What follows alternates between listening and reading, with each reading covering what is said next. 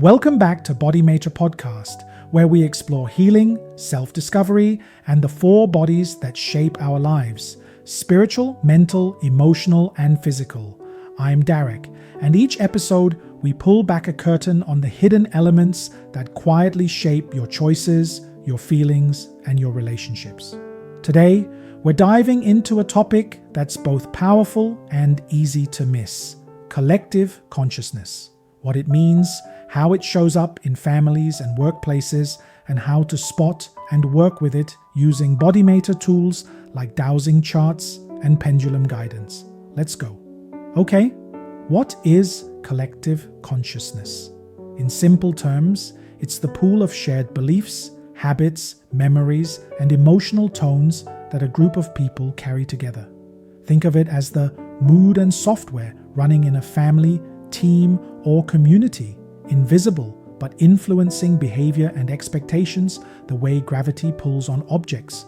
Spiritually, collective consciousness is the idea that groups form a shared energetic field. That field holds stories of success, sacrifice, fear, worthiness, and those stories pass down through generations or spread across teams. It isn't metaphysical fluff, it's a practical energetic imprint. Repeated thoughts and feelings become patterns that tend to reproduce themselves. How does that connect to the law of attraction? The law of attraction says like attracts like. Your dominant vibration draws matching experiences. When a family field is dominated by a pattern, say scarcity or martyrdom, individuals in that group tend to attract life events that fit those themes. So even if one person wants abundance, they can keep bumping into walls because the family field still broadcasts scarcity. Real-world examples: a workplace where nobody asks for help because real professionals suffer quietly. A family where every birthday becomes about giving up something for someone else. A team that unconsciously sabotages good ideas because the unspoken rule is don't stand out.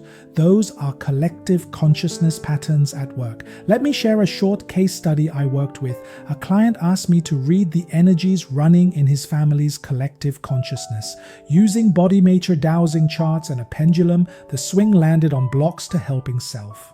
Translated, that told us the dominant family lesson was around blocking personal help and prioritizing self-sacrifice.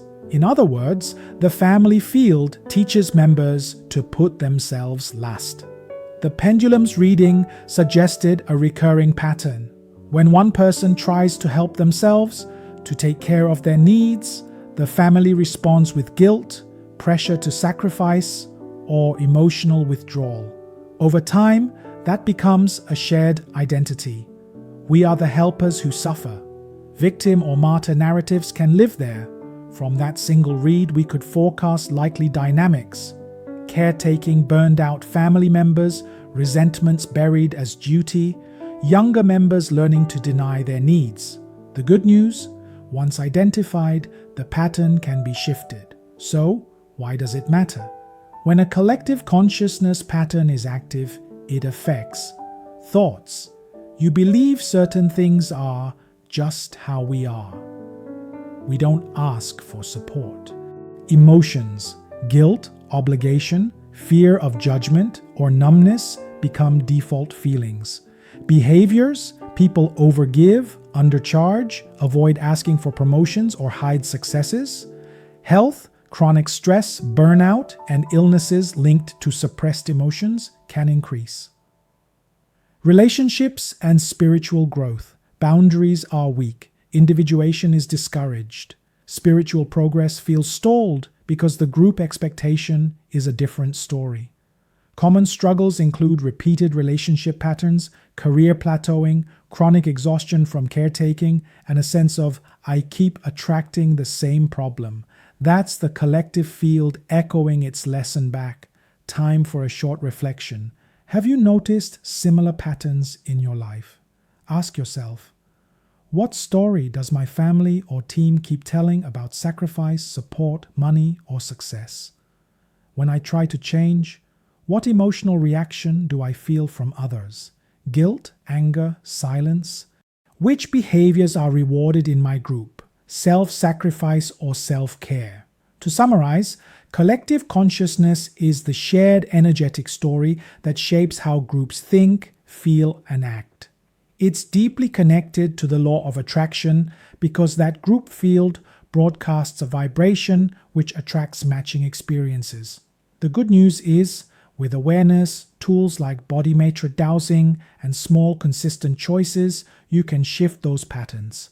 If today's episode sparked something, keep exploring your 4 bodies. If you work with dowsing or pendulum, test your family field gently and see what shows up. Remember, change often starts with one person choosing a different story. Thanks for spending this time with me. I'm Darreck, and this is BodyMaitre Podcast. Keep discovering, keep healing, and keep honoring every part of you.